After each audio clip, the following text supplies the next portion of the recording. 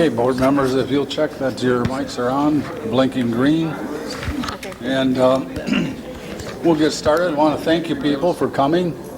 A little bit about format is we're going to address some of the questions that were written first, and then it will be open to the public for comments and or questions. We also will have one of these mics so that you're not don't have to disturb yourself to come up to the podium. We'll try to get a mic back to you for each event. Mr. Tuttle has acquiesced to be the moderator for this board meeting, and so at this time I'm going to turn it over to Mr. Tuttle. All right, thank you. Well, this is intended to be an informal setting. We're accustomed to beginning our meetings with prayer, and I'm going to go ahead and offer a prayer now. So, our God and Heavenly Father, we come before you and we just thank you for the many blessings that you have bestowed upon us in this community. We thank you for the gifts of our freedom and the opportunity to gather here. We thank you for the abundance and the many blessings that we have in our lives. We thank you for our public servants, the police and fire, and all those who work for the municipalities, and just pray that you would watch over them, bless them in their responsibilities, and keep them safe in their responsibilities. Father God, we pray for your presence over this room this evening, that we could make decisions that honor the future of this community, and that we could continue to receive information and share information with that goal in mind. We ask that you would watch over our words and deeds, that they would be honoring and glorifying to you each day. We ask all this in the name of your Son, Jesus. Amen. Amen. Amen. So the goal is to keep this relatively informal. I'm going to come out, and so that we have a chance to dialogue. We didn't want to make everybody come up to the podium and state their question tonight. I know some of the instructions in advance of this evening said that we offered people the opportunity to submit questions in advance, and we had mentioned that we would address some of those questions first. I think we had several questions come in. We were able to solidify them into some questions that seemed to represent, so that first question may have represented that being asked us 2 or 3 different ways, and so on. And so we're going to review some of these questions, provide answers first, and then we're going to open it up. We have allocated an hour and a half this evening. We hope that's enough time to answer questions.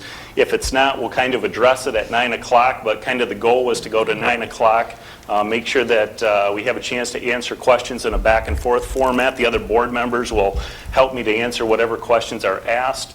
And then afterwards, the board members, several of them have agreed to stick around for a few minutes. So if you've got one-on-ones or you want follow-up questions, that we can do that in an individual format after we wrap up the regular format at about 9 o'clock. Couple ground rules, I guess, and reasons I was asked to moderate. One, we want to make sure that everybody has an opportunity to ask questions. So it's, I guess, my responsibility to make sure that we maintain enough order in the room to make sure that we get questions asked. So when we get to that portion, I'll just ask you to raise your hands, and I'll just call around the room. We don't have any limits, the 3 minutes or the number of questions, but it is my goal to get as many questions as you have answered tonight. So I'm going to do my best to keep things moving as well. So with that, we'll dive into some of these questions. The first one, my question pertains to 170 Chicago Drive. It appears that on April 29th, 2013, the parcel was sold to Ruby 13 Jennison LLC for $0. Now, to clarify, 170 Chicago Drive, we commonly known as the former Kmart building. Who did we buy the parcel from, and for how much? If possible, could the public see any vital documents that pertain to the parcel? And lastly, why are some of the documents concerning the parcel sealed and only able to be opened with a court order? So to begin, I'm going to ask Dan to give some of the history of that sale and specifically answer some of these questions. Sure, thank you, Chad. Can everybody see the parcels here? I just realized, do I need to turn some lights off? Are they visible? I first want to explain, because sometimes there's some confusion of exactly what the township purchased, and sometimes it's referred to as 4 parcels or 5 parcels, and I wanted to kind of show you how the parcels are laid out. This is the first parcel here. I'll just tell you that's in the size. This was a portion of the old Kmart building. It's the smaller units. And then this main parcel was the actual Kmart building. And then this is the KFC parcel. And then this parcel sometimes is divided in 2, because this is Payless And then this is the rear is kind of treated as a separate parcel. But legally, for tax district purposes, there's 4 parcels. And so when you see the different parcels, they're kind of laid out that way. And then, of course, this is the area where it's proposed for a trail eventually.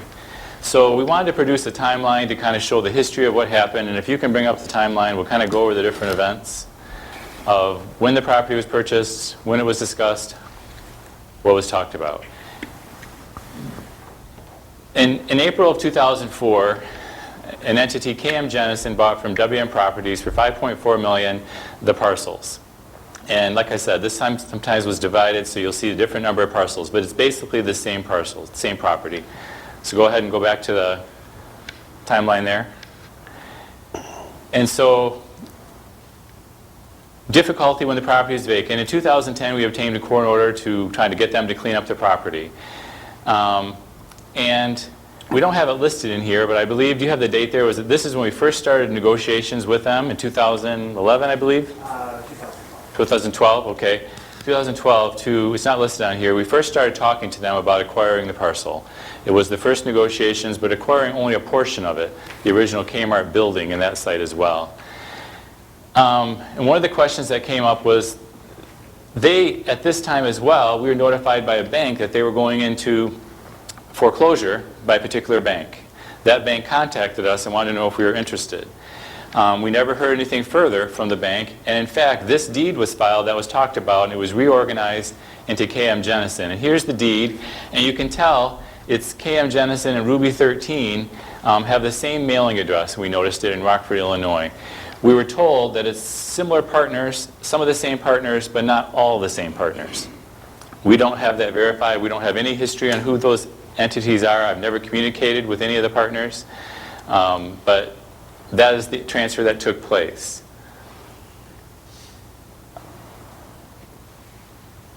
Coming, and also in 2014, we don't have it listed here, but a tax tribunal case was filed because we uncapped the parcel. And I don't know if you know about uncapping, but the property was uncapped, which because we considered this transfer that took place.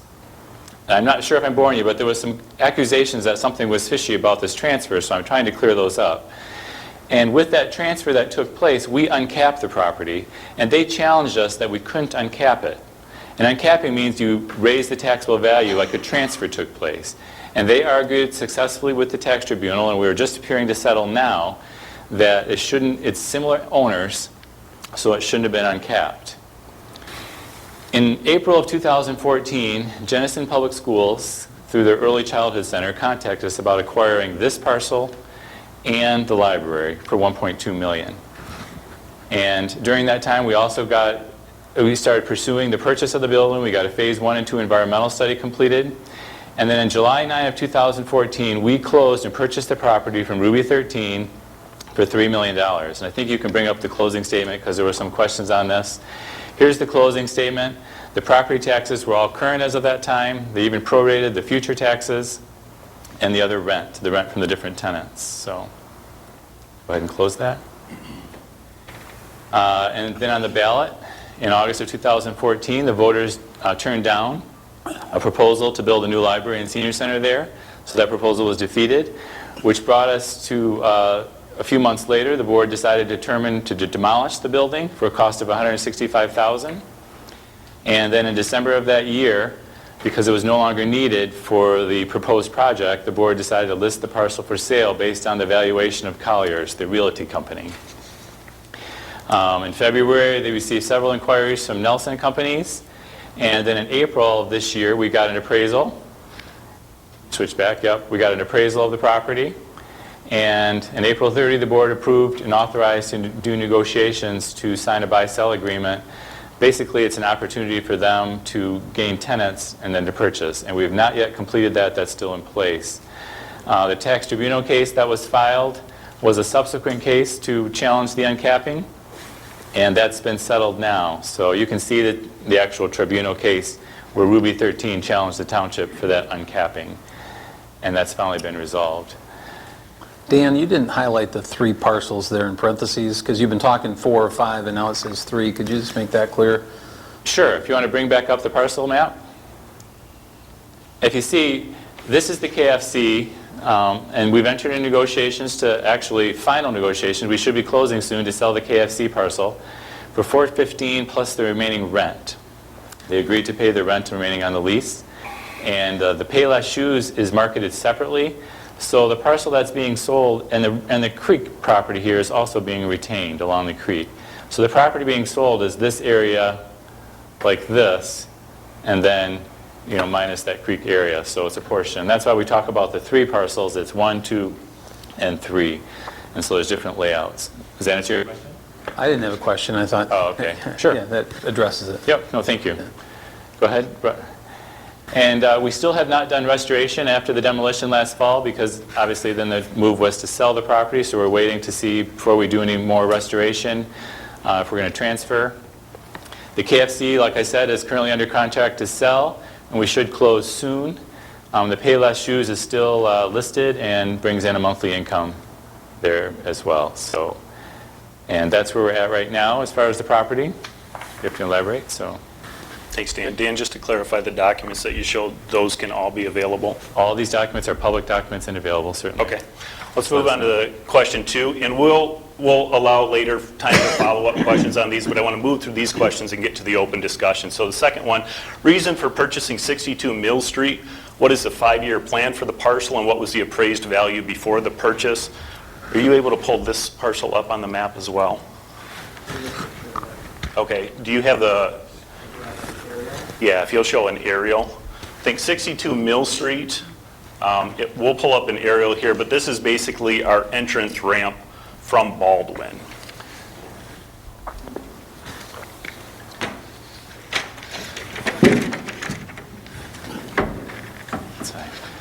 The parcel is right here. You can see this is the entrance ramp from Baldwin. Here's Chicago Drive. This is the kind of traditional Mill Street, and this is the parcel right here. Often if you've been around, it's what we refer to as the old hotel. And that's the parcel right there. So. Were you going to cover any of this? Yes. Too? Okay. Yep. I'll let you do it. So basically questions were, read the question.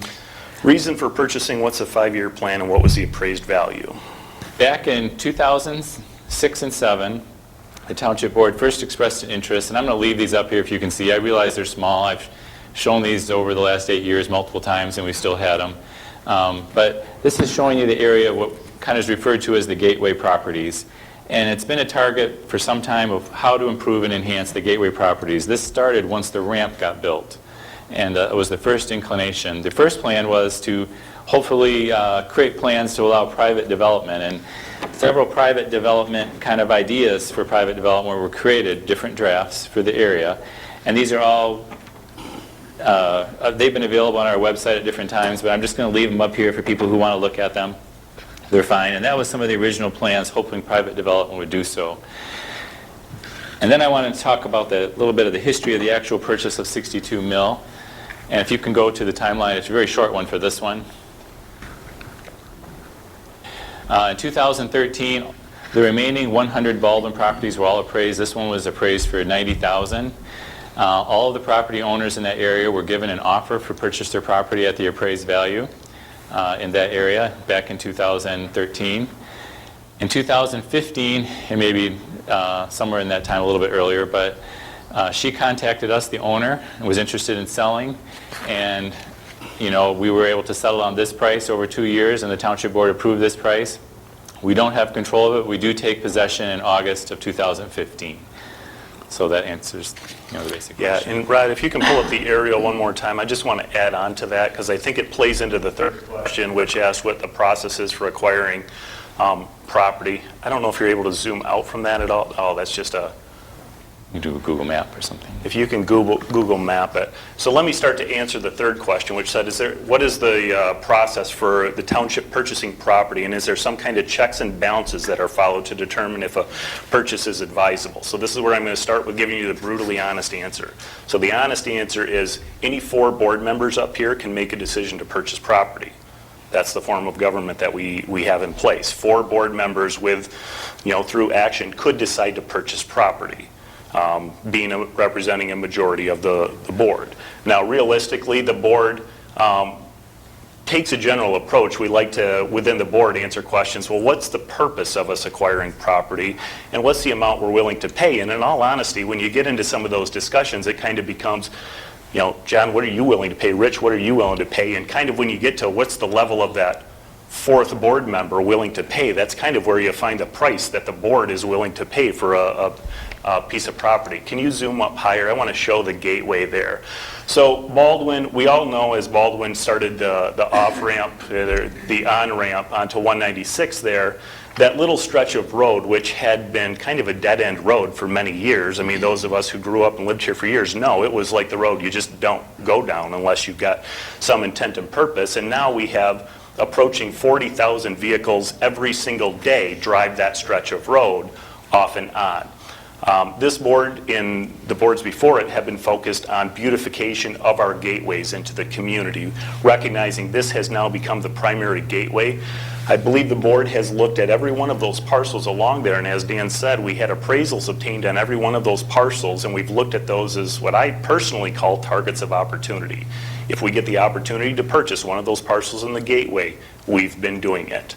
And so I believe we have purchased 4 or 5 different parcels on that gateway. We've removed several homes with the attempt to beautify that entrance to the community.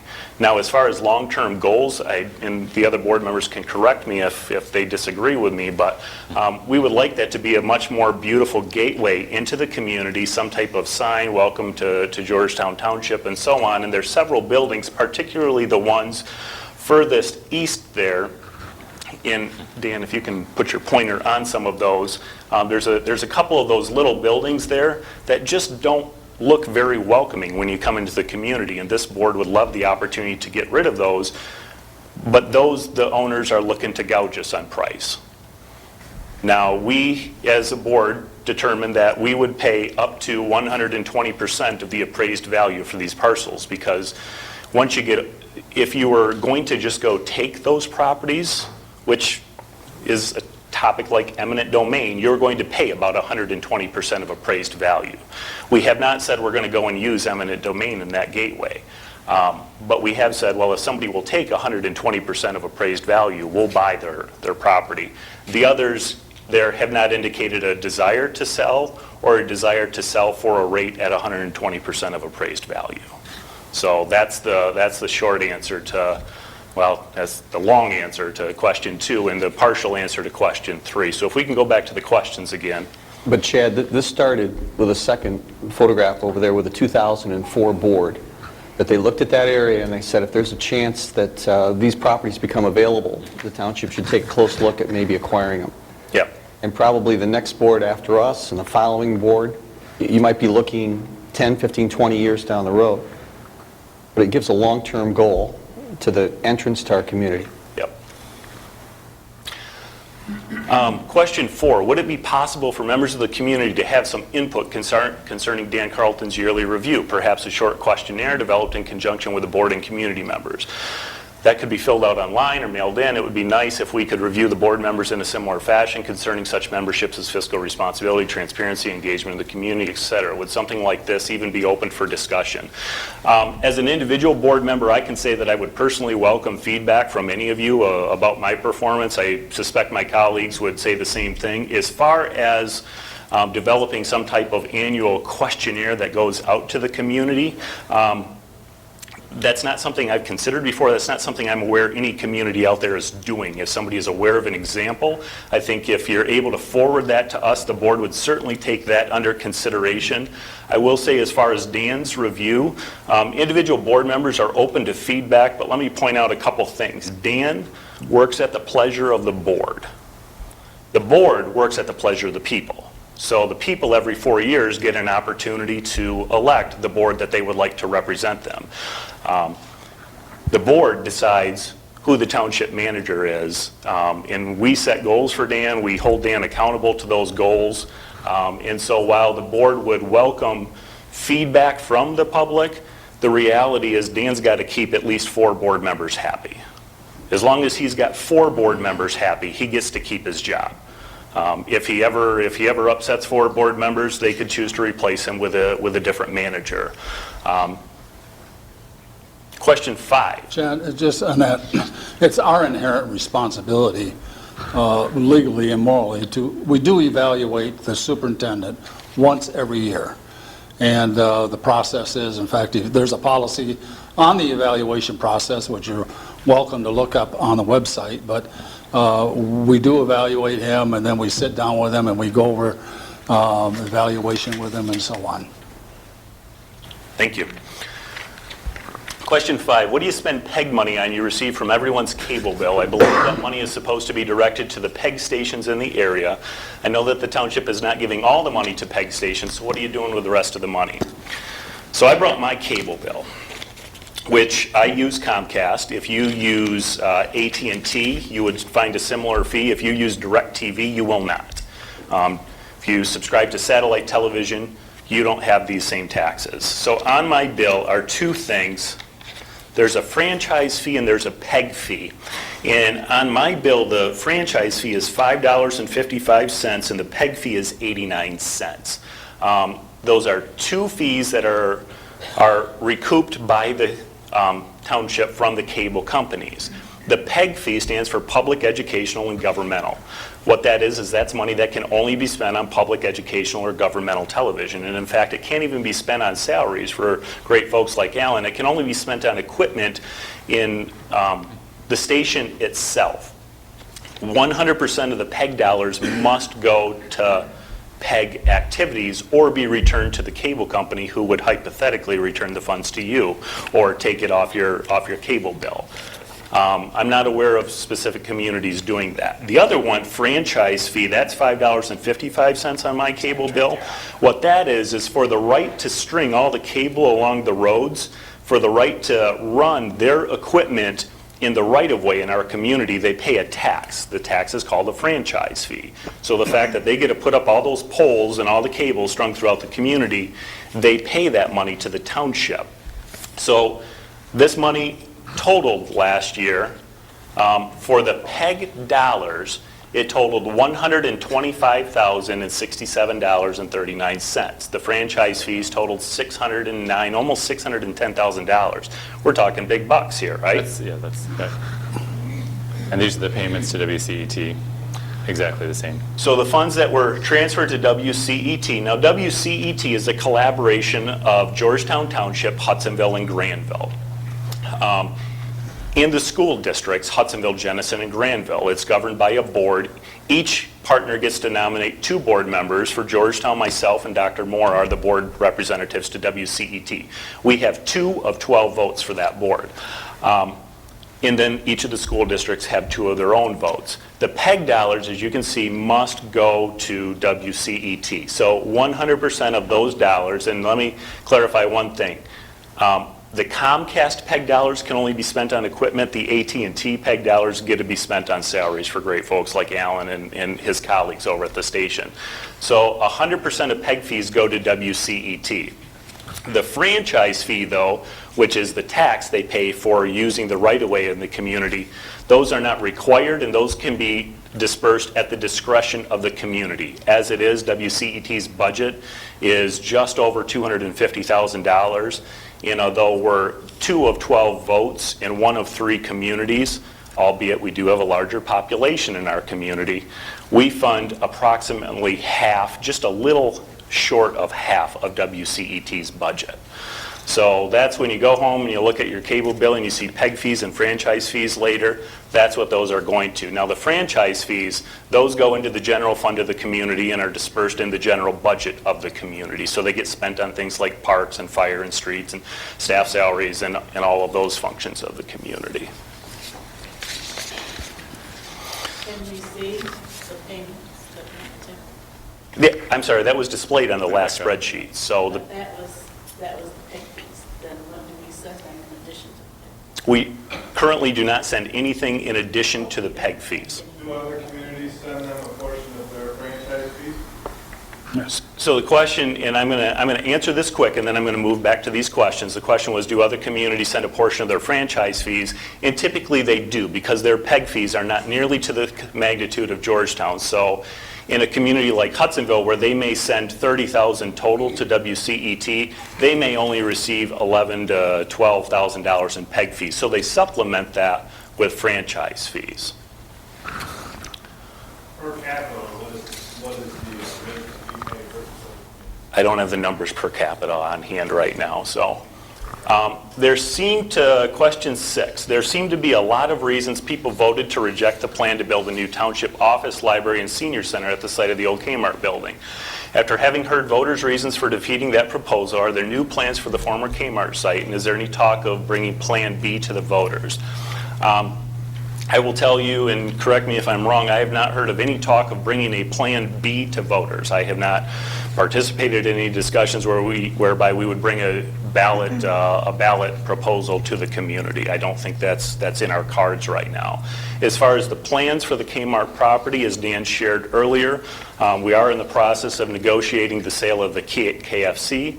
We are actively marketing the Payless for sale, and we are in the process of finalizing, actually working towards a sale. What's it called, an option? We've got an Option to purchase, yes. Have we entered the option yet? No, we're still the final negotiation. We sent them a reply. It's still negotiating the terms of the option. So we're in the process of negotiating the terms of the option to sell the 3 large parcels at the northern end, except for keeping a right-of-way along the creek in there.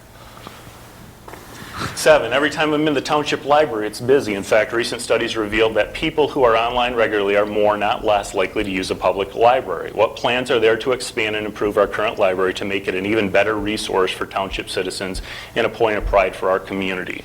Short answer is we have no formal plans to change the library. The longer answer is that that is a goal of the board. The board would like to do something to address the library. We have talked through several options, but we've not arrived at a plan, and frankly, we've got some other things that have risen as higher priorities in the short run that have been discussed. So I've not heard discussion of the library probably in the past 6 months, although I do believe it's a goal of mine and the rest of the boards to do something about the library in the long run.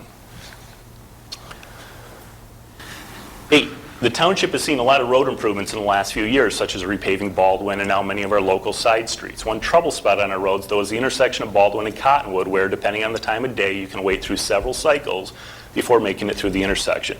Are there plans to address traffic backups at the intersection? I'm through those several cycles every day. I sure hope so. The reality is Cottonwood itself is slated to be done in 2018. So the comment about Baldwin was done, several other primary roads, and the side roads get repaired out of township funds each year. The township allocates approximately $1 million to do side roads, and that list comes out. It's about 20 to 25 streets a year that get repaved.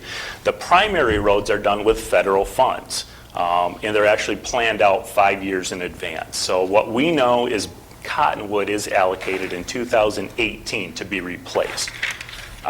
Personal opinion, I don't think it's going to last until 2018. It needs work. The Ottawa County Road Commission is the entity responsible for maintaining the primary roads in good condition. So as the road begins to disintegrate, potholes form, we call the Ottawa County Road Commission to come out and fix the potholes. I will tell you, in 2018, when Cottonwood is done, we have been in regular discussions with the Road Commission to try and fix that intersection between Cottonwood and Baldwin. Coming off Cottonwood, we would love to see a scenario where that widens, where you can have more lanes of traffic able to go through that intersection at a single time, rather than one left turn lane and one straight lane. I'm not sure the Road Commission has developed proposals yet that they're able to share, but we've talked through different scenarios that would allow that to be widened and have additional turn lanes. We think that's going to be key to getting traffic to be able to flow through that intersection faster. And then 9, I'm concerned about the safety of Georgetown Township residents. I seek to address the Township Board on Monday evening regarding pedestrian safety along heavily traveled roadways, several listed. The future of our economic development requires investment in health, safety, and wellness on the part of the township. Sidewalks are essential to walkability, building a closely knit community, safely navigating commutes, and creating additional access to the existing amenities in our township, like Haggard Park, the Little League, Jenison High School. What are your plans for the future to help keep our residents safe? It's a great question, complicated answer, because this is where we have to get into partnership with the Ottawa County Road Commission. Again, they're the entity responsible for maintaining roads in our community. But as roads are redone, we have looked at various roads, and the portion of Bauer that was redone last year, I think you saw it widened. We gained a shoulder along Bauer that's supposed to be wide enough for pedestrians and bikes. Now, if you're like me, I don't want to go walking with my 8-year-old and 5-year-old down Bauer when traffic's 55. So I recognize the importance of the question. There is a program out there called Complete Streets. It's being actively discussed throughout the state of Michigan, and we have engaged Prine and Newhoff, who is the township's engineers, to deliver a study to Georgetown Township on complete streets, on developing complete streets. And Rich, I know you're far more of an expert on me on this, so if you'll chime in on what's going to be delivered in that study. Well, they're working on a draft for us right now. Their goal, as they put it in the proposal to us when we initially began asking questions about this, our desire as a township is really that the complete streets proposal, when it's finished, will provide all users, and we're including pedestrians, cyclists, vehicles. We want to provide them connectivity to many of our population centers, activity centers, and when that draft is presented to us, they will include a section dealing with items that Mrs. Meyer, who wrote this question, had in her email, and then they will also present us with cost estimates, and then we would work in concert with the Ottawa County Road Commission. But our goal is to do exactly as the question indicates, and that is to provide the kind of walkability and connectivity that we want to see in our community. And so that proposal hasn't been completed yet, but they're working on it, and I can't tell you when the date is then when that proposal will be completed.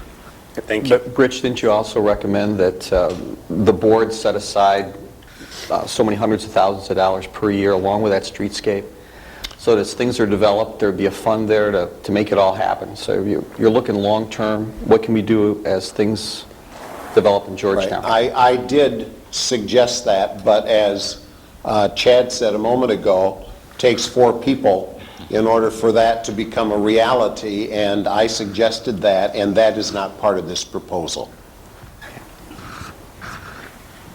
All right. So that addresses the questions that were submitted in advance. I want to open it for a time of Q&A to remind folks of a couple quick things.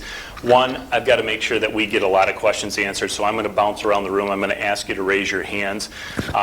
2, the stated purpose of the town hall is so that we can receive input, answer questions about the future of the community. So we generally want to keep questions focused on what are your ideas, because as much as this is an opportunity for you to ask questions, it's also an opportunity for the board to hear your feedback. So some of the things that were presented up here, the library, streets, the Kmart property, if there's things that you have input that you feel would be valuable for the board to hear as the board plans, we would appreciate those comments even if it's not a question. So if you think the library needs to be our top goal, you are welcome to tell us that. If you think that we need to be ignoring spending anything in this community, then you can tell us that too. So with that, Mrs. Kate, I think I'll let you go first. Okay. Is it possible to put the Google map back up of the... A couple of years ago, I was at one of the meetings that took place at 4 o'clock in the afternoon, and buying this property that runs along the entrance ramp.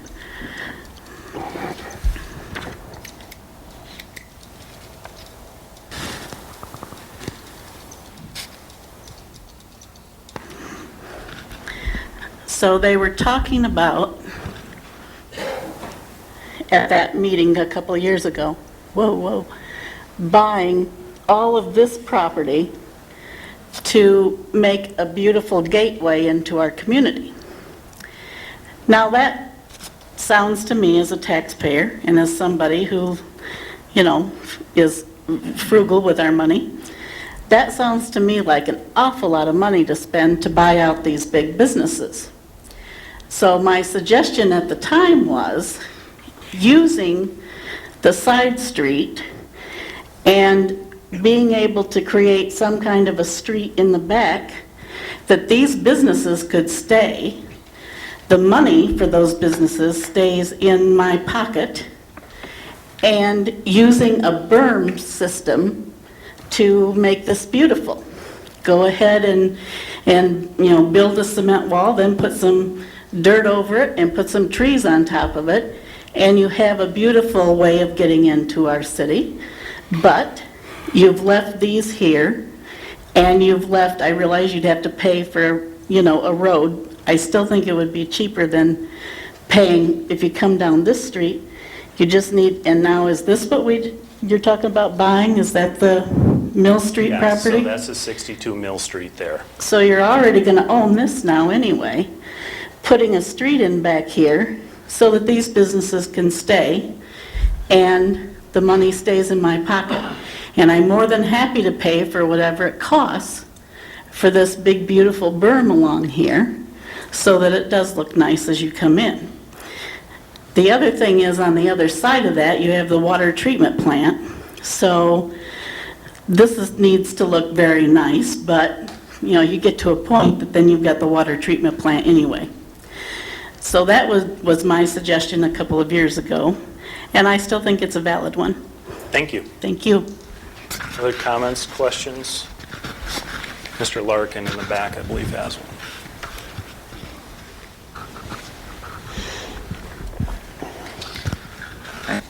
I'm wondering also about that area too.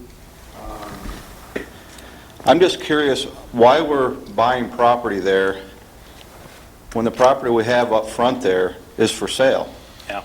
Right, I mean, it just or Dan, doesn't- if you could zoom out another bit.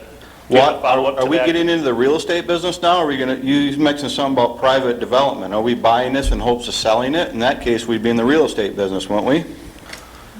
Sure, so let me comment on that. So obviously, the township owns this parcel, and at one point, there was a plan for the township to develop this parcel itself. At the time that plan was out there, which I believe was back about 2013, was the same time we had obtained appraisals. That was the time that the board was relatively united. There was sufficient support on the board at that time to go and acquire these parcels. I will tell you that in the past 6 months, it's really been looked at as, hey, if one of them wants to sell and approaches us, let's talk about it. But we're not out there actively seeking several of these parcels right now. So Why are we buying stuff when there's no plan for it then? I think the plan, as I shared earlier, was for beautification of the gateway as you come in. And so that would But you include can't things like see that house when you come in creating green unless you're looking. space, creating a My community question is, entrance the sign. property in front of it's for sale. Why are you going to, what are we going to do with, if you buy all that, what are we going to do with it? What's the plan? Leave it as green space? Yeah, and like I the think front now? if another board has a comment on top of that, but I'm just trying to rationalize why we're buying property when we don't know what we're going to do with it. I'd and be so happy- well, go ahead, Yeah, Jim. I'd be happy to jump in. Originally, both the property that you're pointing at there, Mr. Larkin, as well as what we've acquired out there, the plan had been, and addressed a couple of the points that someone else made about this meeting, was there was hopes of a farmer's market, an amphitheater, a little park, sort of a nice sign entryway, and a township hall. I understand that. Okay, so that was the intent behind acquiring the first part, and hopefully, eventually, was going to acquire all the way up to the, to the exit ramp or the on-ramp. Even in the absence of that plan now lacking the support necessary, much to my chagrin, I would have liked to have seen a modest township hall and some other things, but it is what it is. So is there still a reason to acquire what we thought of acquiring before? Well, the idea then would be to say, if we're not going to use that point any longer for a public purpose, we've lost the welcome, if you will, not in a bad way. I mean, I think new development there could look good, but we still haven't welcomed. And as I looked at this sign that Dan laid out tonight, I'm not sure if it's down here, but back in '07, before I was on the board, they drew sort of in that very area we're talking about. It looked like, I don't know if it's a reflecting pond and a little berm and bushes and all the rest of that. I believe there's still hope that in the long run that could be what the use of that property is for, is that it actually would look welcoming with, whether it be with a water aspect to it or not, whether it just be with, trees. So it's going to be and like a nice park or green space, that's Yeah. the goal? Yeah. That was my only Yeah, question. right. That was a simple answer. And something, and this is much more than we'd want to get into, we've been acquiring pieces on the other side of that road as well over a period of years. We're really nearly there. And there's an eventual hope to bring the trail that's talked about going through the Kmart property and behind and through and connect eventually to the Grand River with what the county's doing, but that's really long-term. Right, but I mean, we already connected Kent Trail, so I mean, Yeah. that's, Looking for new connections, better connections, but yeah, it's long-range thinking in that respect. But Mr. Larkin, I think in the short end, it's just what I said for that little piece there. So you anticipate whenever all these you're done buying all these properties, it's just going to be green space? Speaking for myself, I think that would probably be the only use the township would make of that. I'd like to hear from everybody.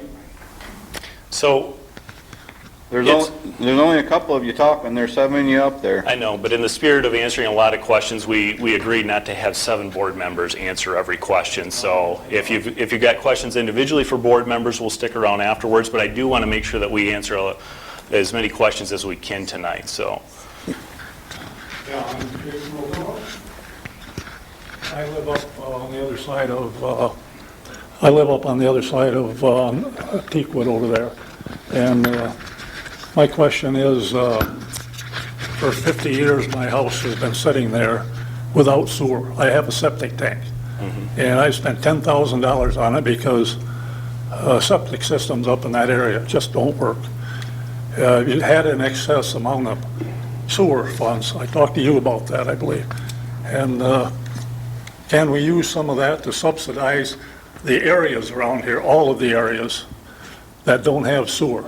I'm a quarter mile on both sides of me from sewer. They ran out of money back years ago, so So I'm trying to, they're pulling up your map here with I your, look I'm right on the curve on Second Teakwood okay.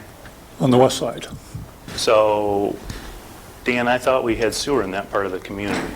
There's certain streets, it wasn't that they ran out of money, certain neighborhoods selected a federal government program back in the 1980s, opted out of the program. Everybody was opted in, the township put everybody in, and certain neighborhoods opted out. You see the wood streets, they opted out. There's several other streets that were skipped, they were all skipped because they opted out. Emberley, I think, was one, and several other ones opted out of the program back in the 80s. They could still get sewer, but it's much more expensive. Yeah. Would you define, Back then, what do you mean by you know, opted out? People got help, so What is we've got an necessary? excess of funds here. You guys don't know what to do with it, You're trying to buy all kinds of other property around here. So, hey, use it for what it's really for. So, you would like sewer, and I'm assuming Oh, your definitely. neighbors I- would like sewer. Like I say, I spent $10,000 on that system, and about every 3 years, I gotta dig it up. And so, Dan, what's generally the process to establish sewer in a spot where it's not currently? Right now, it's a majority of the property owners need to petition for it, and then it's Yeah. assessed to the property. Okay. I took a petition around to get water in the place, and I like pulling teeth to get anybody to commit.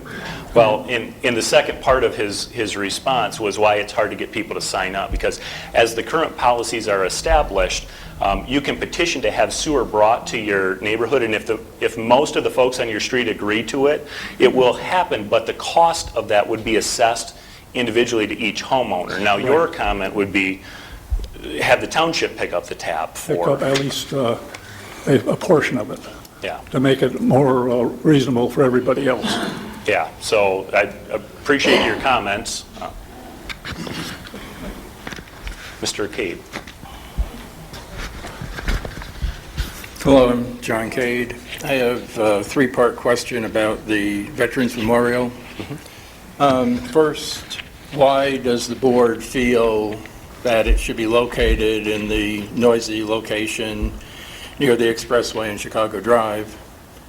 Second, how many non-board members actually recommended that space? And 3, have you thought about putting it instead of in that location, either near the cemetery or in the cemetery or near the new senior center?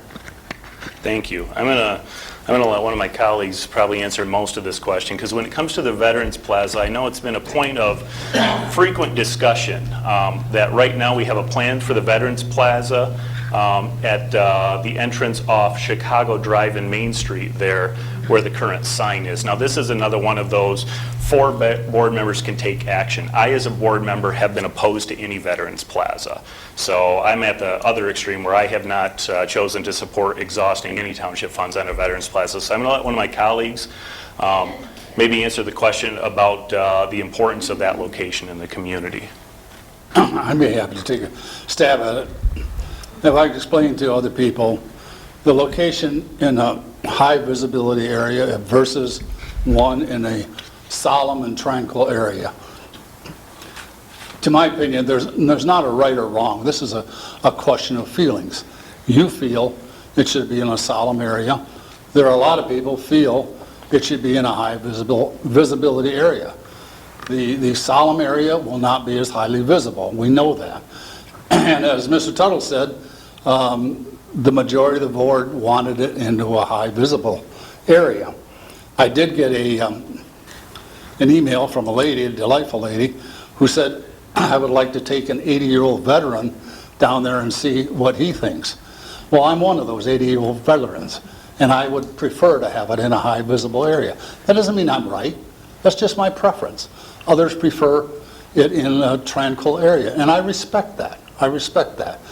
But the majority of the board wanted it highly visible. They looked, you look at Hudsonville, it's right on 32nd, theirs is. Allendale's is right next to an athletic complex where it certainly isn't peaceful, at least in the summer, with athletics. So again, there's not a right or wrong. It was the feelings of the board. And probably the feelings would be somewhat split here, and I can understand that. Anybody else want to add on to that before we get to the second part of his question? Just briefly, that was one of our rare 4-3 votes. Ron and I and Chad opposed, and the other 4 in support. Well, and as Dale said, my husband's a veteran too, and he thinks it's fantastic that it's going to be there because as you enter in, to him it's honoring the veterans and the service people. But as Dale said, there's many differences of opinion. We've heard a lot of you that maybe do not like it, but on the same hand, I've gotten letters and calls and people who've said to me they think it's a great idea. So it's, matter of opinion. Which the second part of his question was if we had a number on how many comments were received, and I suspect we don't have an exact number, but if you guys, I've not received communications, but if you have. I received 2. And one of them I just stated. I've talked to people in the community, and I've had neighbors that have spoken to me. And then the third part of the question was if an alternate location such as a cemetery had been ruled out for some specific reason. Did I get that right, or was it? The cemetery or the new senior center. The cemetery or the new senior center. Dan, I took a couple pictures down there of the veteran. Could you maybe put a few of those up? And if I could mention, for Memorial Day ceremony, I was able to be down there and preside on that, and it was touching, and it was powerful. But there's not much space that we have down there. It would have to be extensively remodeled, which certainly could be done. I personally feel that the location down there, we're celebrating our veterans. Yeah, it would be very highly visible. When you go in downtown Grand Rapids, you have the Civil War Memorial right at the head of Monroe. You have the Veterans Plaza down there right by the library. They help stabilize an area. People, it's visible. It's a form of celebration. And I think that what we have unique here is you have quite a long stretch. We purchased Love Tattoo. Right behind Love Tattoo, you have Rush Creek. I think the potential there is phenomenal. We take Rush Creek for granted. This is right behind the building.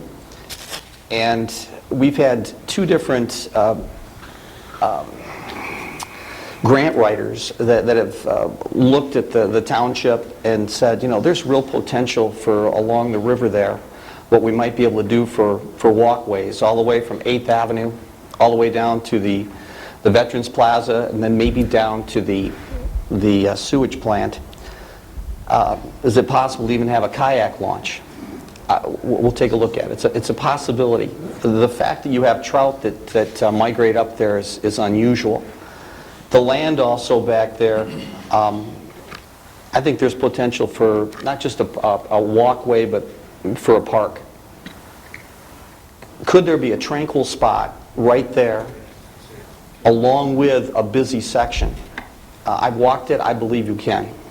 I think it would be very unique. You also have the road that dead ends back there, that is a giant cul-de-sac, that my guess is there's probably about 5, 6, 7 acres back there along Rush Creek that could be a beautiful walkway, beautiful park, potentially used for kayaking, maybe not, but potentially. And I think it's exciting. That particular area is where people first come in, their first impression, and it's in bad shape. And you were talking previously about the pole barns there as you first walk in, or as you first drive into our community. That flooded just 2-3 years ago. I would certainly like to see private enterprise purchase those buildings there, but I don't see it happening. If you take a close look at Mill Street, if you could look at Mill Street just a moment. And it was the, I'd taken some shots of the building itself. I'm sorry, Mr. Kate. I think that whole area there is where people first come in. And a memorial would help stabilize it. No, but buying Love Tattoo, having a potential pathway down to the creek, I think could dramatically help that area and get our public going down there and help turn it around. Nobody answered the second part really, other than Carol said, I guess 2 people. How many non-board members recommended this space? And if I understood you, Carol, you mentioned 2 people you talked to? No, Dale did. I had 2 that emailed me. I think if I could, I think the original suggestion to put it there was made by Mike Bosch way back when. He said, why don't you just put it there? And that was before any one of us on the board had even thought about that as a possibility. So then we started talking about it. I voted in favor of it, and I still agree with that decision. I think a visible Veterans Plaza. No, now wait a minute.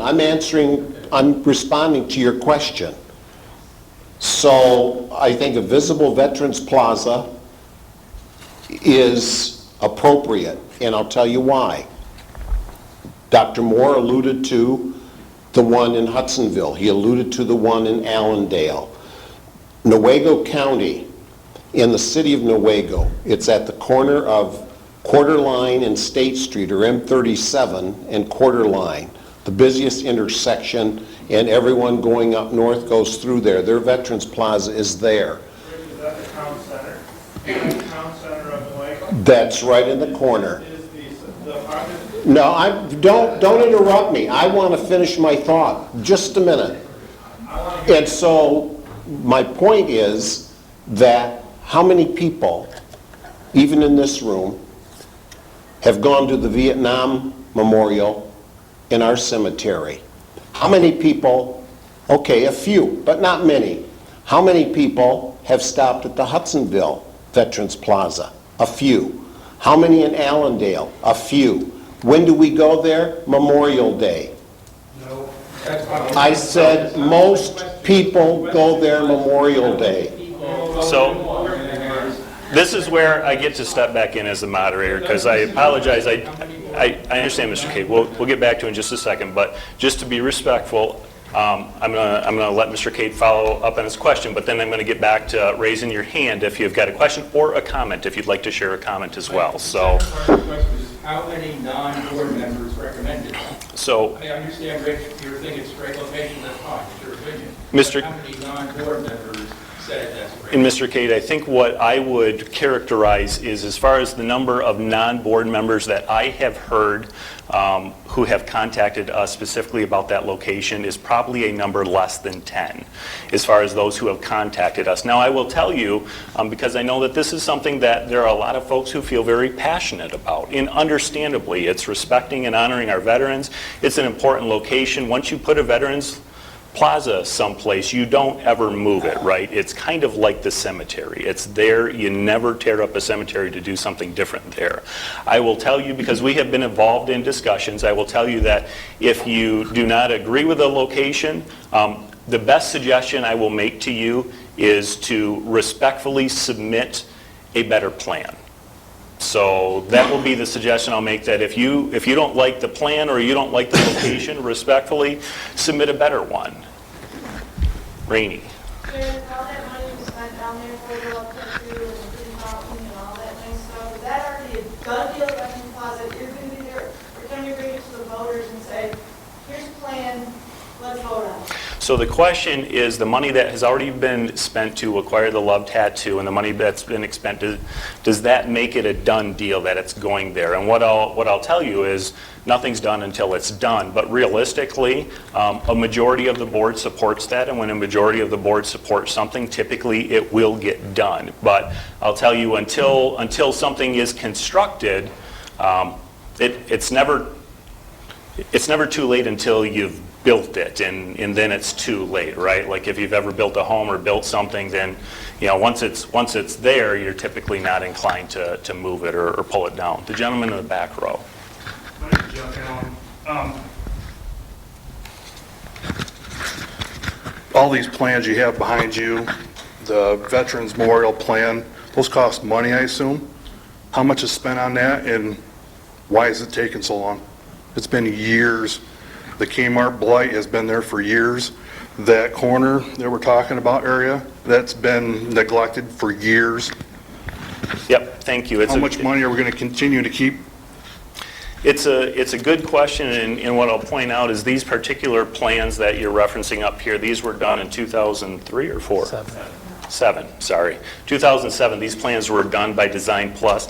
They were done as a concepting exercise by Design Plus, and what that means is you go to an architectural firm and you say, concept, what could be done? At the time they were done, the township owned none of this property. So as far as turning it into a plan like this, it wasn't realistic. We can't do it today because we don't own all of that property. There are sections of the property that we own. So as far as the cost of it at that time, I don't know. I'm guess. Yes, this one was recent. This one for the Veterans Plaza was developed by MC Smith. I'm not sure what the contract was for MC Smith. I'm going to guess 6 to 8. If you're talking about just this one, yes. So this plan was somewhere between $6,000 and $8,000. And so, You figured that times how many you got here, just on an average number, how much is that? although I'll point out 3 of them came from the same exercise up here. But realistically, I would say, as far as planning and funds that are spent in the planning phase, it's probably on an average year between engineering and other, it's probably been between $20,000 and $50,000 every year I've been on the board. Now, typically for plans, now that's plans for everything from sewer with the engineers to potential plans for property development and stuff. So, Mr. Sosa, did you have a question? Was how this taking so long? I moved here 16 years ago, and it was like this 16 years ago. Yeah, so the second part being why does it take so long? I'll tell you, the good stuff never comes fast. Now some of you will say, well, That's why I moved to Jenison, was because of yeah. that. That's one of the reasons that you might not like the answer, but that's one of the reasons a lot of the board members supported getting the Kmart property and tearing it down, because that's something that those of you who have lived in the community, as long as you've lived here, that's been vacant and underutilized, and it's been an eyesore. There were several people that contacted us to say, we just prefer to get rid of it, and others that understandably said, hey, leave that to private investment. It is what it is. It was acquired. It's gone. We can't unring that bell. Now we decide what we do going forward. So, Mr. Sosa. Chad, can I answer this question? Yeah, if I could a little let more? Ron add on to that answer. I would like to add on to that. I absolutely agree with you. The township has a real problem when it comes to beautification, and we need to change that image. I'm a real estate agent. I bring buyers coming off the highway, and they look to the right and they look to the left, and they say, what's going on in this community? It's not well maintained, it's not well kept up, and it does affect your property values. And it affects the value of commercial real estate when it's not maintained, kept up. especially when you see all the towns around us They're all working on plans improving their downtown areas. improving them. Yeah, but you can work on one. But my point is, we need to move quicker, faster. The people need to get behind the board and say, we want this. There's lots of opposition to this. We've been fighting a battle on the Kmart property. My parents lived here bought a house in 76 over by the Rosewood Elementary School. And that's the reason why my wife and I moved here in 99, is because we thought this was a great town to live in. And I'm seeing all the towns around us, Granville, Hudsonville, Allendale, everybody's booming. Jenison looks like it did in 1976. So I appreciate the comment. I'm going to move on to Mr. Sosa, and then I'm going to come over here to this gentleman. First of all, I'd like to welcome everybody here and thank you for coming. But my challenge to everybody here is please don't come when you perceive crisis or when something is not right. We need to get more community involvement. On one hand, I'm going to say that to our community members, but on the other hand, in my personal opinion, I think the board gets itself in trouble because you've done a very poor job of keeping community informed. And it seems like your worst enemy is an informed public. So when we talk about the Veterans Plaza, I think the situation is that I talked to my neighbor, I talked to my husband, I got 2 letters. In my book, it doesn't buy it, okay? Correct me if I'm wrong, but you had sold about 300 bricks about 3 years ago. We're going into the 4th year. Still can't decide what the Veterans Plaza is going to be. People are asking for their money back. You don't solicit dollars from donors to build something without moving forward within a timely fashion. So if I was on the board, what I would have done, you had 300 people who bought bricks. Why didn't you create, because it's such a big issue, why didn't you have a focus group of people, of the family members who bought bricks? Why didn't you work with the American Legion in Granville? I don't think we have one in Jenison or in Georgetown, but maybe in Granville and other places to get some ideas about how they went about with other communities to build a plaza. I personally don't support having it next to a busy highway. High visibility, I think you can take the current cemetery where it is right there. My God, if you were so concerned about how beautiful our Veterans Memorial was going to be, you can't even take time to power wash. You can't even see the plates on the memorial right now. I think you could possibly, and this is the law against it, you could possibly expand that area, make it beautiful, and leave it where it currently is, and make it even more beautiful than what it is. And again, I don't support having it by the highway. I think it needs to be peaceful. I respect individual members saying about where they want it, but I would respect more if you had conducted some focus groups, because it seems to be a big issue. Conduct some focus groups, so that way you can come back to community and say, hey, we got community buy-in, we talked to a bunch of people, and this is what they want. I think that's one of the things that this board hasn't done in the past, is that it's I want, or I think, but it's not necessarily about what 300 or even the people who voted you in. So if you really want to run this township like a democracy, you're going to take some time and get some political feedback from individuals in the community, so that way when people complain, you've got some meat behind you to say, hey, we conducted a focus group with 50, 75, 150 people, and this is what they came up with. And if you didn't participate, I'm sorry, but this is what they came up with. Thank you, Mr. Sosa. We're gonna come over to the gentleman, and then I'll come right in front to you. So thank you.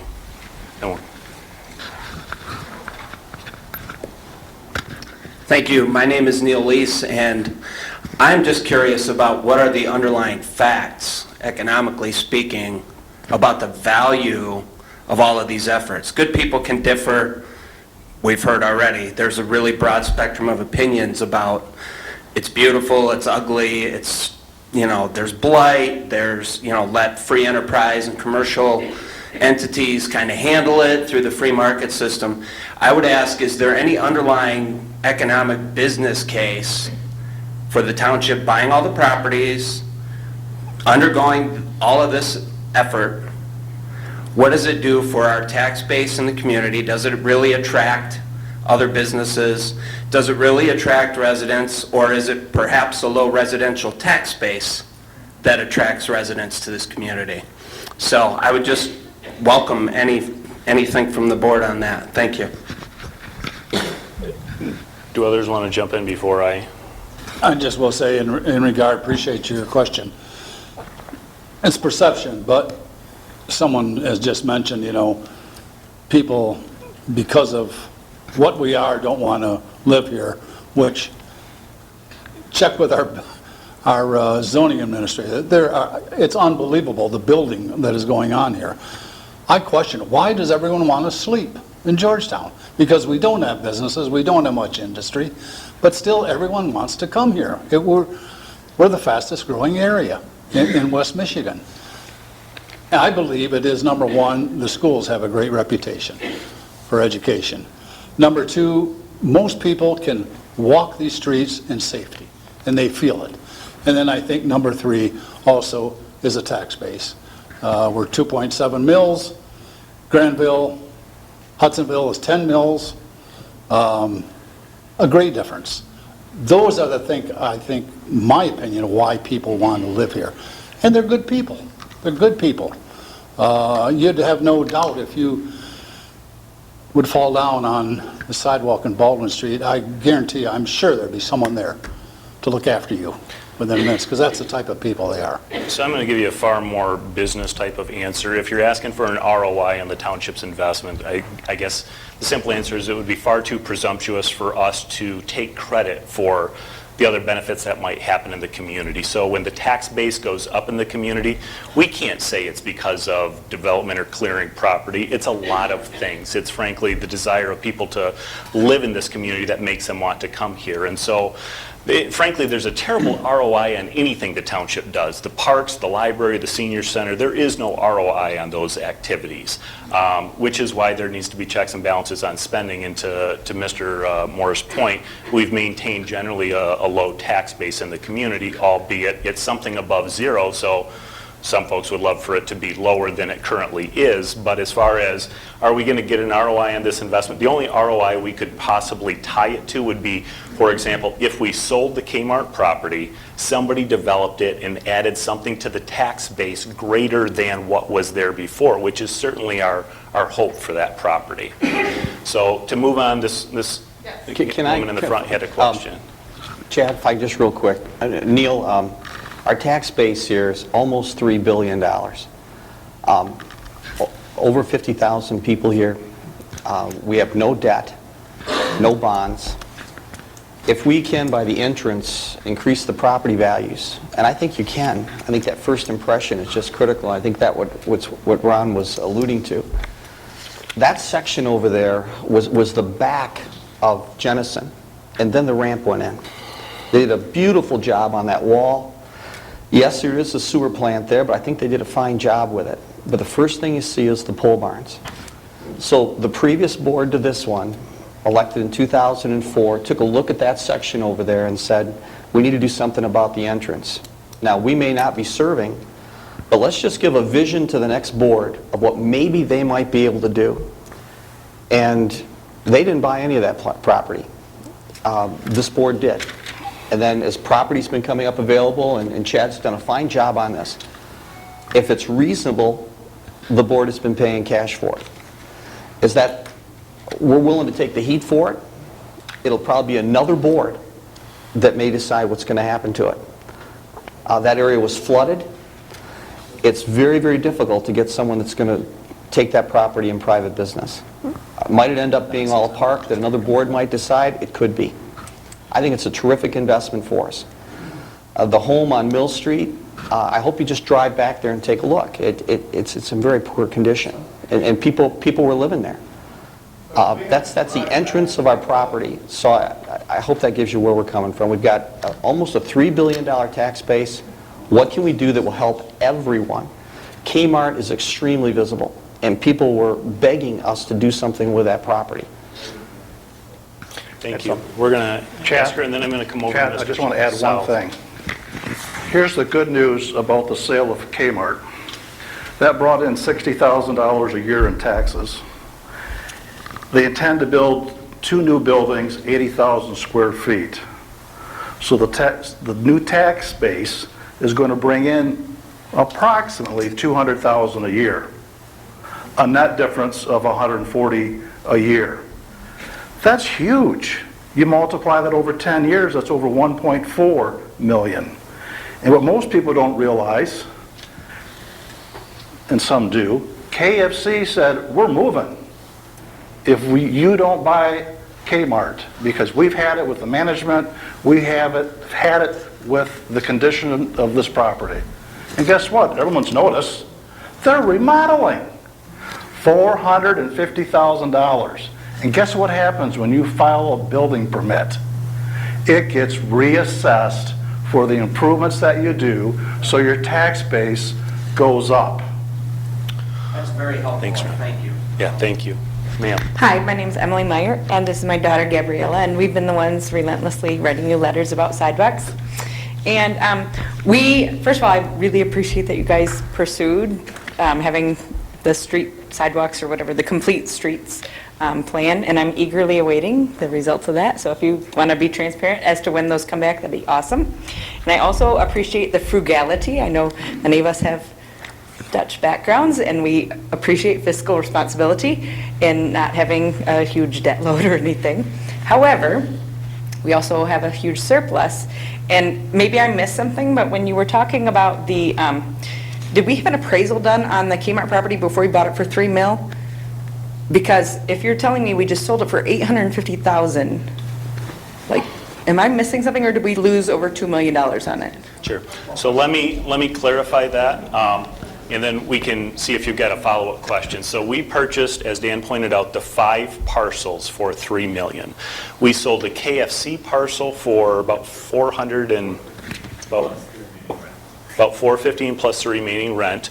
We're marketing the Payless for about $500, and we sold the 3 other parcels for about $840. And so when you do the math on that, ultimately we're getting towards how big was the loss, right? It wasn't a $2 million loss, but it was certainly a loss. And the reason, Over $1 million? Correct. Yes. In 1 year? So what I'll point out this is the hard part, because when we bought it, there was a building on it, right? So it would be like somebody coming and buying your house, ripping your house down, and then selling the lot. Correct. Right, so you've invested now $3.2 million in... Which gets back to my comment. If you're looking for a government to do something that's an ROI, it's a terrible expectation. We don't do anything that generates a return on investment. But that's why No real government estate is not typically the market of city government or township government. Correct. Should not be the intent. It should be private business sectors coming in and not taxpayer money, just $1 million. I don't see anyone dumping $1 million of their own personal funds. It's a appalling great to me. comment, and so the comment was that we should leave it to the private sector to redevelop properties. And in fact, that's what had happened the 20 years in advance of us acquiring that property. So right, wrong, agree, disagree, what's done is done, the building's gone, and we're in the process of marketing the property. I agree, it is a financial loss. The board waited decades, literally, for another business to come and develop that. There were elements of the population that were very vocal about wanting to see that building go away in the community, and others that didn't want to exhaust the fund. But, frankly, your point is well received. It was certainly not a good financial decision, although many do appreciate the improved look. Now, what's done Chad, is done. can I make a quick comment? Yes, and then I will to Mr. South, who... I was strongly against buying Kmart until I took a tour of it. And so when we were looking at the bond issue and whether or not we might be buying it for the schools to fit that all in, I said, I want to go through it. Let's take a look. It was terrible condition. Here it was a sunny day and the rain was still coming into the roof on the tiles. I've been doing this for years. It stunk. To me, it's just unrentable. But they had sat with it for 2 decades. Now, I believe private business should step in, but it just was not going to happen. And so we had to make a decision, and so it was, do we make this for the August 5th bond issue, purchase the property? Are we taking a chance? But we felt very confident that we had 4,000 people that voted for it, but yes, it was defeated. Now, those people were voting to have their taxes increased, and it was going to run them, the average taxpayer, $62.50 per year. And do we put our library down there, our township building down there? Do we have a marketplace? Does this also go for the park system? We were very confident that would pass. We were wrong, and it did not pass. My But problem isn't we only with had buying about- it. we only had about 5 It was with the appraised weeks. value of it. So If the it was in property- such horrible condition, it shouldn't have been Just give me a chance, purchased for $3 million. I'll stop. They had paid $5.4 million for it, and we purchased it for $3 million. But it was worth less than more. That was to locate everything there. We did not plan on going into the real estate business. This was to be the center of Georgetown Township. It would have been historic if this would have happened. It would have changed our community. Now, there are people here that strongly disagree with me, and I'm fine with that, but that was why it was purchased. So there are a lot of folks that do want to ask questions. Yeah, they've seen a lot of hands going up, so I'm going to go to Mr. South and Mr. Bosch, and then I'll go back to the back again. Del South, Lark Street, Jennison. I have a relative that was injured in the war. Veterans Park, bad location. I think it's disrespectful from that location. I think you can find a better location.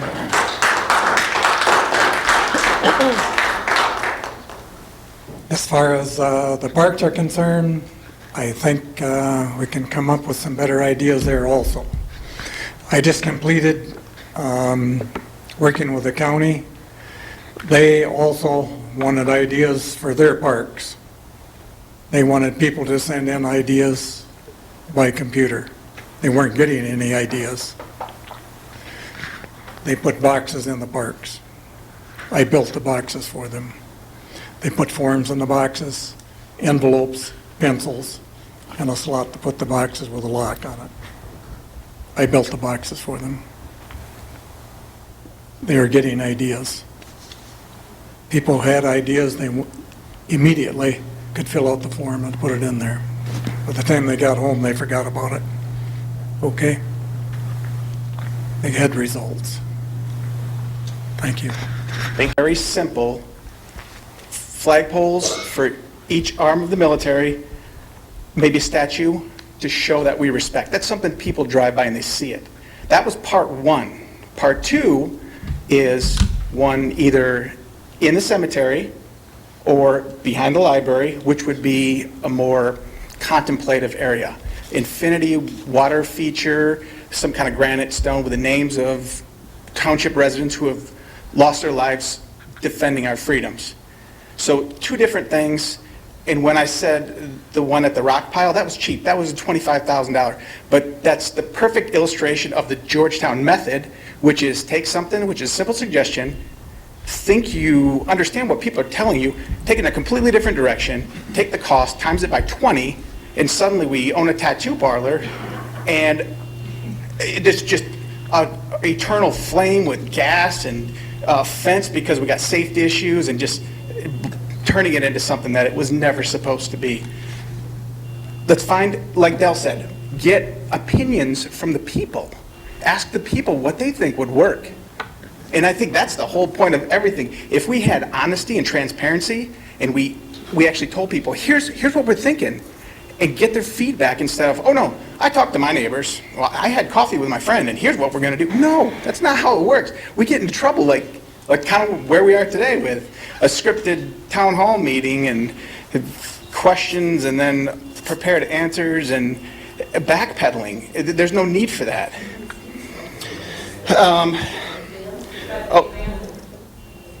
If somebody has a red minivan, it appears to, is there an alarm going off on it?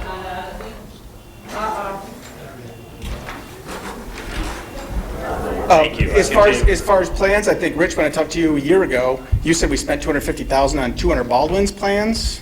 Is that correct? I don't recall For the that. $8.1 million one that got shot down?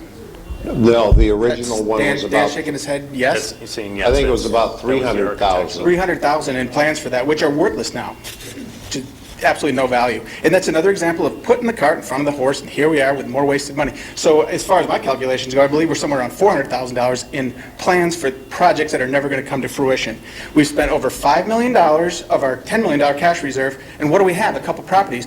We're losing $1.7 million at Kmart. Baldwin, how much are we going to lose on that one? $1 million? Okay, now how about the lost property tax revenue? Where are we at with that? 150,000 every year in lost property tax revenue? That's a chunk of money. And then the appraisal, we got a real estate agent. How come we didn't get contingency on that property that if the bond passes, then we buy it? If not, we don't. I mean, that's just simple real estate stuff. And as far as the appraisal, 840. So 62 Mill Street, 110,000. 740 Union, 275,000. I'd like to hear, please. The tattoo parlor is 0.52 acres for 275,000. So that appraisal for 840,000 for 14 acres is ridiculous. And then Complete Streets, that's a 2.5 million. Rich, I think you said 500,000 for a minimum of 5 years. $2.5 million for sidewalks. Money's just flying out the door. How about we stop spending until we've sold what we have? We'll lick our wounds and move on from there with feedback from the public so we don't make these mistakes over and over again. Thank you, Mike. I'm going to go to the back of the room, then I'm going to come up to the young lady, and then I'm going to come to the other young lady. My name is Jeff Allen again. Back to the Kmart issues of why was, or maybe I should ask, was legal action thought about to force the owners to do something with the building instead of us buying the building and then paying to tear it down and then losing all this money? Yeah, I can address that specifically. When Dan had put up the timeline, I believe sometime in 2013, we did actually have the code enforcement folks out there, and we did take legal action. We ended up taking them to court and getting a court order to have improvements made. That was the time, I don't know if you recall. You talk about eminent domain on the old section of Baldwin. Why not eminent domain over a derelict building that's been an eyesore for years? So the answer is that we did actually take them to court, have a judge order improvements made, and they did make the improvements. If you drove by during that period, you would see they replaced several of the glass storefronts and they painted the front of the building, which actually brought it into minimum code compliance. And so they did exhaust some funds to do that. At that point, the eminent domain tool, it never got to that point with the board. It is what it is, so I don't have a better answer for that. I believe you cannot, eminent domain, let me clarify that. Eminent domain does not mean you take it for free. It means you generally get it for 120% of the appraised value. So with that, I believe it's Gabriella, is that correct?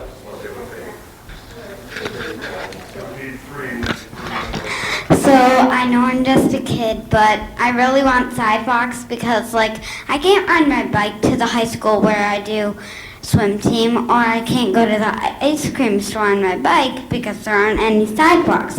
And recently, near the street where I live, there was this guy whipping around the corner and he smashed into a mailbox, and that's another reason why I really want sidewalks, because like somebody could get hit by a car, and every time we go by the ball fields, like my mom almost hit someone because there's not any sidewalks. Not your mom, somebody else's mom. Oh my goodness. Your mom's a very safe driver. So I'm really firm about sidewalks also, and I want everyone to be able to be safe and enjoy their walk or run and not worry about being hit by a car or a driver like, what am I going to do? There's these kids walking, I might hit someone. So that's why I really want sidewalks. That's an excellent comment. Thank you for coming to share that comment with us. We greatly appreciate that tonight. If we could share, the young lady in the turquoise in the third row here had a question, and then, sir, we'll come over to the gentleman in the second row, and then, Brad, if you had a question. My name is Shirley Minnie. My husband and I moved here 25 years ago from Lansing, Michigan. We moved to Hudsonville for the main reason, because of the tax being lower. And I do appreciate the board and how they've moved on the senior center. And I just wanted to thank you for what you're doing for us. If you had been to our last bunco party that we had, I was sitting there and we had to move a lady who had started a puzzle because we only had 6 tables and we had 7 tables of bunco. And in that bunco tables, we had ladies with walkers, we had ladies with canes, we had men, we had everyone there, and we were all enjoying ourselves, knowing that we were going to have a bigger senior center eventually, and you had moved on something that has been in the works for quite a while, and we really appreciate what you've done, and we're looking forward to it, and we think the plans are great, and I would like to compliment the board and have something positive said here instead of negative. Thank you. Rod, the gentleman right in front of you, I believe, had a question. Like a comment up there, why somebody would come to this area. I've been coming here for quite a few years, about 10. I finally bought some property here about 2 years ago, and I moved in 2 months ago, so I'm probably the youngest in one way of the people here. Some quick observations. Number one, the intersection of Cottonwood and Baldwin is not very good. That's less than tolerable. Sidewalks, yes. A lot of the areas are really in need of sidewalks, but be very careful. The area I came from, they try to do the model city thing with the sidewalks through residential areas, and the sidewalks wound up sometimes about 5 or 6 feet away from the windows of the houses, so you got to be very careful with sidewalks. The lady down here about the berms and stuff, Baldwin's not all that bad. Come down Port Sheldon, too much, yeah, I got too much of a voice. Port Sheldon is really, it really needs some work with the company owners there. Some of them seem to really, work at trying to keep it neat, but Port Sheldon between Chicago and 28 is really tacky looking, and they really need some work. I've noticed that in some of the areas, as far as maybe some of the blight ordinances should be enforced a little bit better, especially with some of the businesses seem to be very lackadaisical about cleaning up some of the areas. The response I seen I had one time to call the sheriff's department, so my success with them was very good. Matter of fact, I got a letter from the sheriff back and everything, so I'm very proud of and they seem to be around all over the place. I see the cars all over the place, so I feel quite secure with the sheriff's department. I think the biggest glaring error that I found here, and I was just talking to the lady here about it, you don't have a street map with corresponding streets and references on a map. I don't have a GPS, so there is no grid references for streets and stuff. But and the very last thing is that coming to the offices here, and everybody I've run into in Georgetown Township, a lot of really friendly people. Thank you. Thank you. Chad, can I say something? Ron. Can you put some on Chicago Drive? I'm going to follow up with your remarks, sir. Sir? I'm going to follow up with some photos, what you just talked about, and I absolutely agree 100% with you. It's a huge problem. Here's Chicago Drive, for example. You wonder why, for example, the township took a loss. Not that was our intention.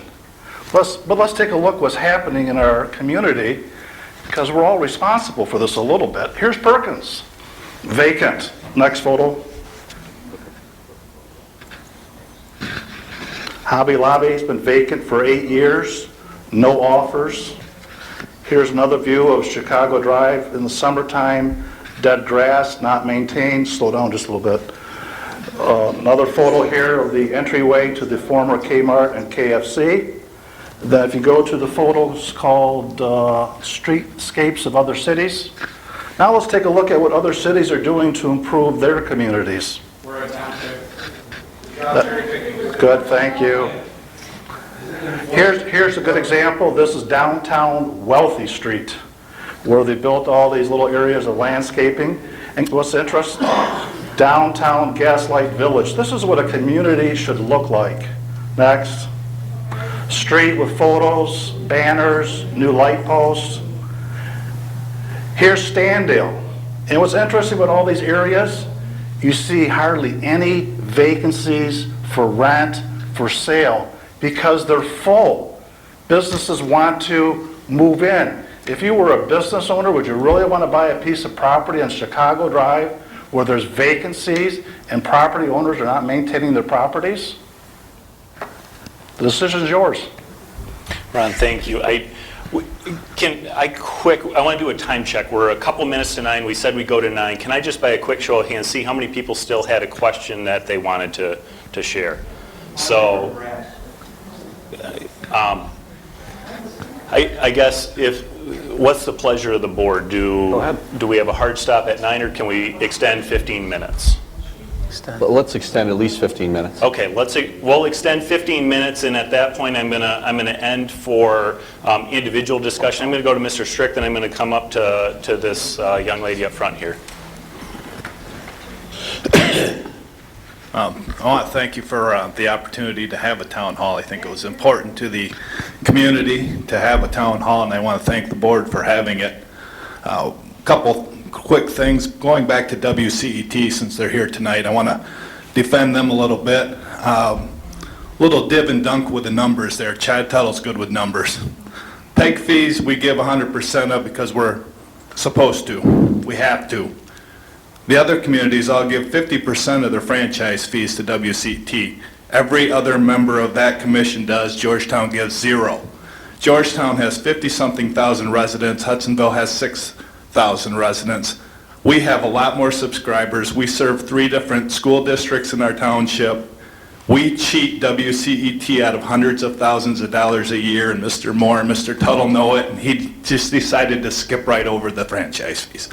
So WCET, Al, you know you deserve a couple $100,000 a year from Georgetown. I think it was 600,000 divided in half is 300,000 that we bilk WCET out of every year, and the 2 board members know it. Getting back to the property acquisition, 200,000 on taxes. Let's see it first. That'd be about 10 years to get our loss back. Ron Valerius is a real estate guy. Jim Waring is a lawyer. We got a doctor. We got a pastor.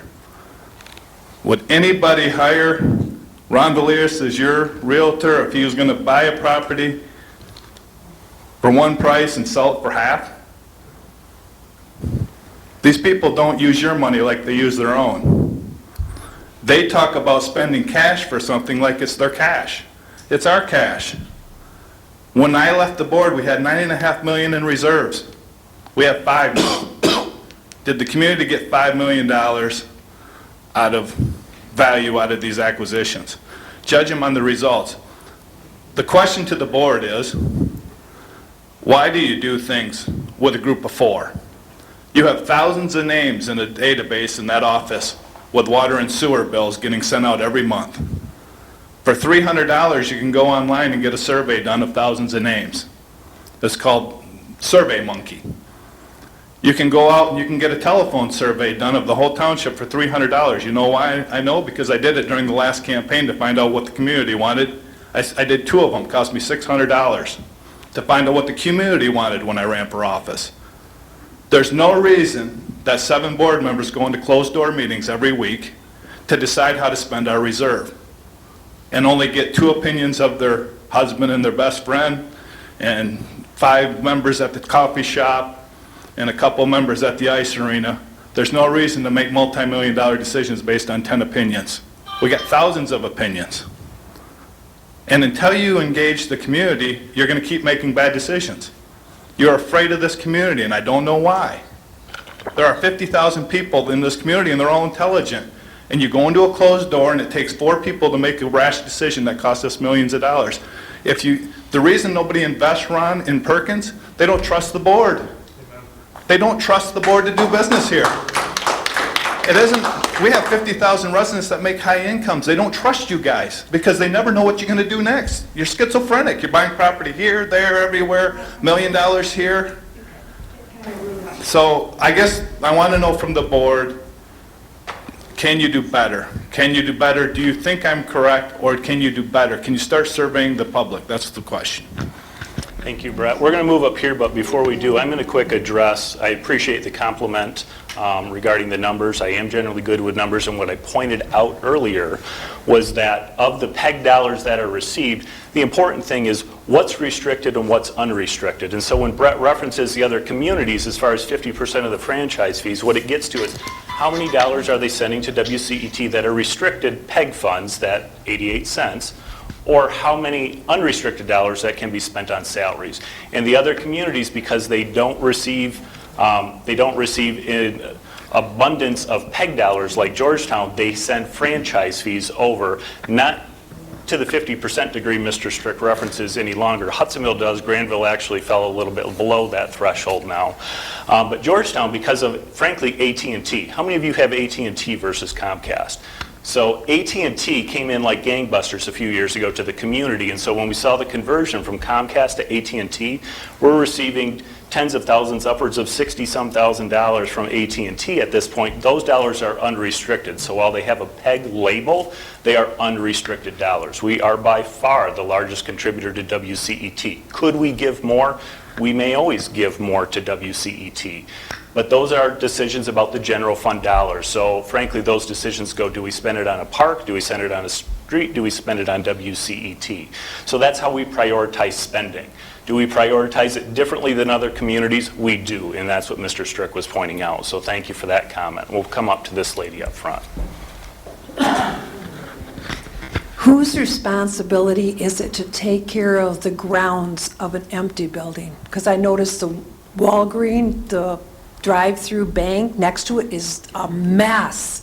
I just wondered. Thank you. The question is, who's responsible for taking care of grounds of the community? The property owner is always responsible. And the gentleman earlier made the comment that some areas we probably need to get a little more strict on blight enforcement. That may be one of those areas. What I will tell you is any of you, as you identify blight in the community, you may call the township office, report that specifically.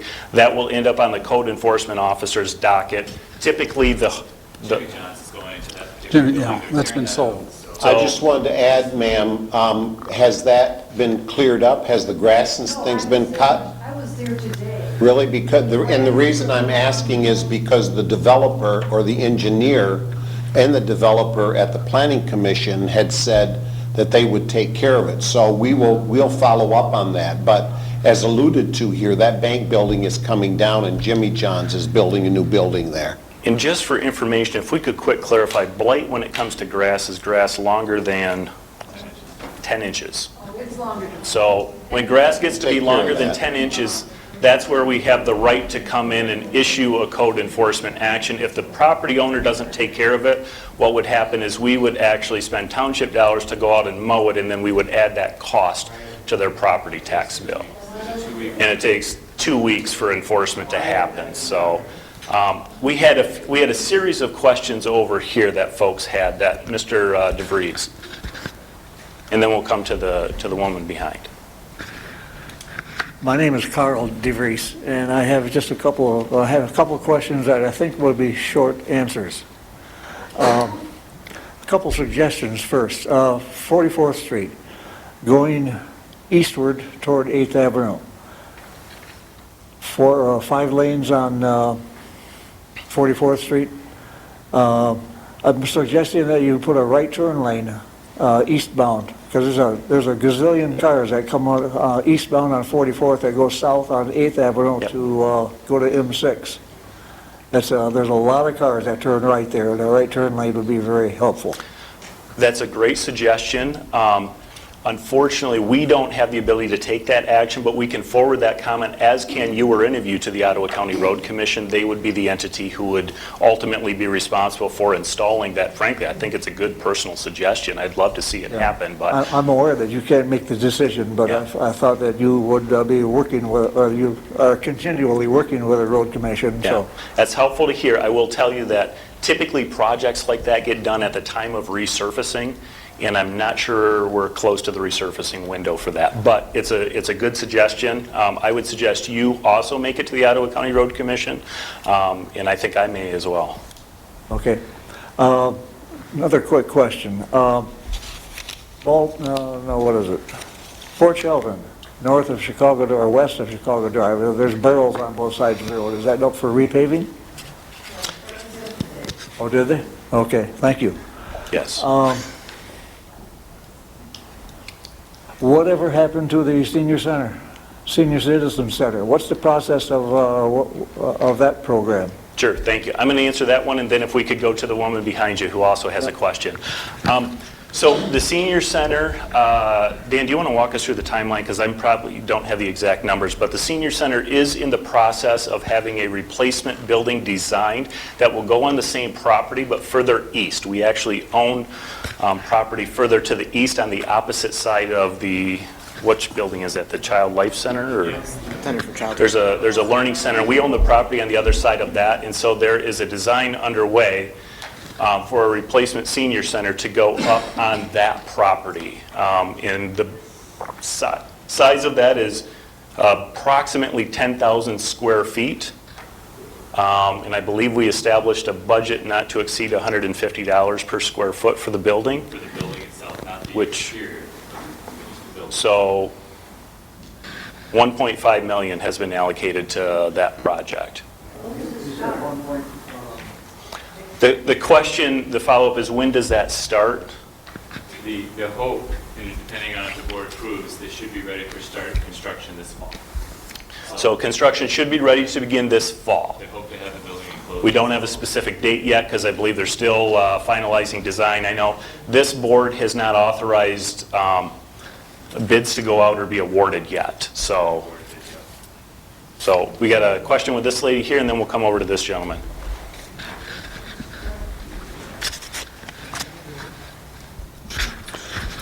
Hi, my name is Tara Angus, and I just have a couple of more comments necessarily than questions. My first comment is, as we look at the pictures of Blight and area, and the pictures of downtown Grand Rapids and East Grand Rapids, and even as we think of Granville and Hudsonville, those are all cities that, of course, pay city taxes and top dollar. We are still a township. I just want to remind the board that we don't need to keep up with the Joneses or with the cities. We're still a township. We should support our community. You know, senior center, great idea. Parks, great idea. Veterans Memorial, listen to your township members and figure out where the best place for it is. We shouldn't be just buying buildings because we can. I work with teenagers, and one thing that I say to them is, just because you can doesn't mean you should. So that's all. Thank you. We're going to come to the gentleman in the blue shirt up here.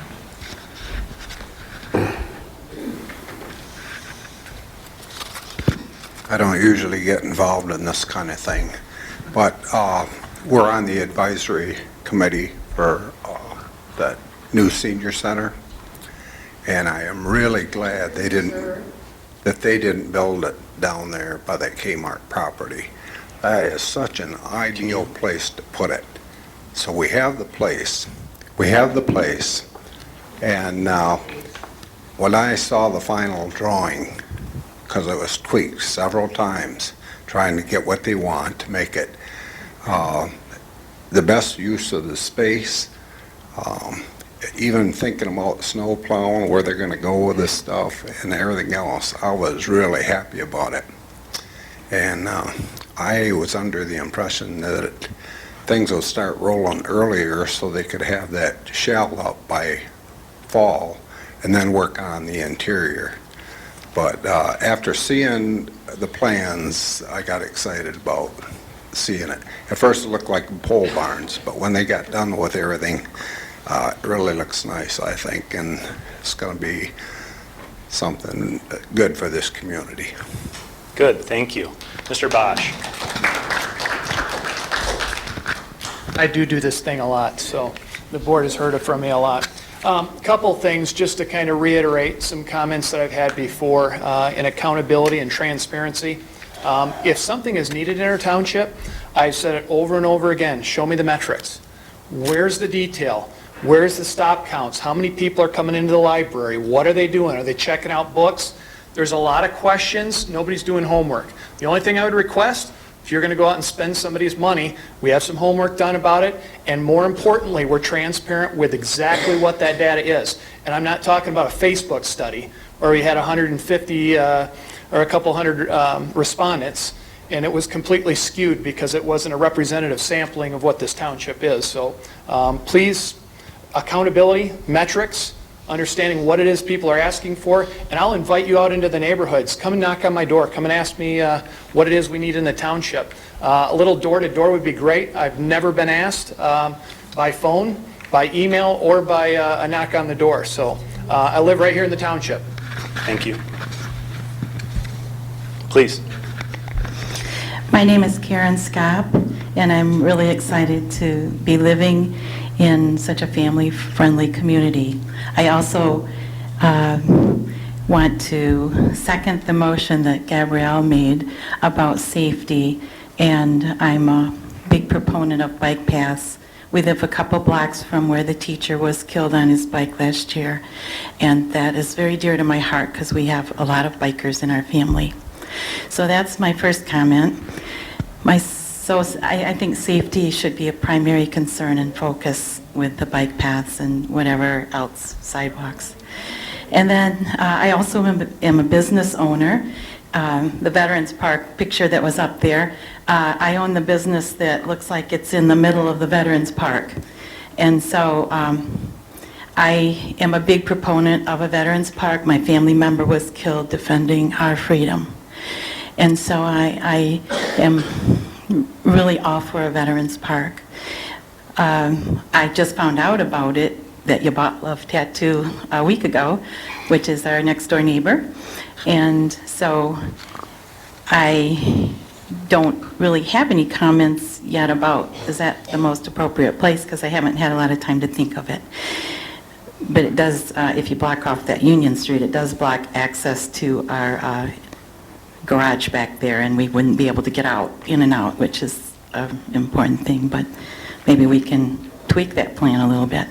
But I'm just excited to be a part of Georgetown, and again, safety, I think, is a biggest thing for a very family-friendly community.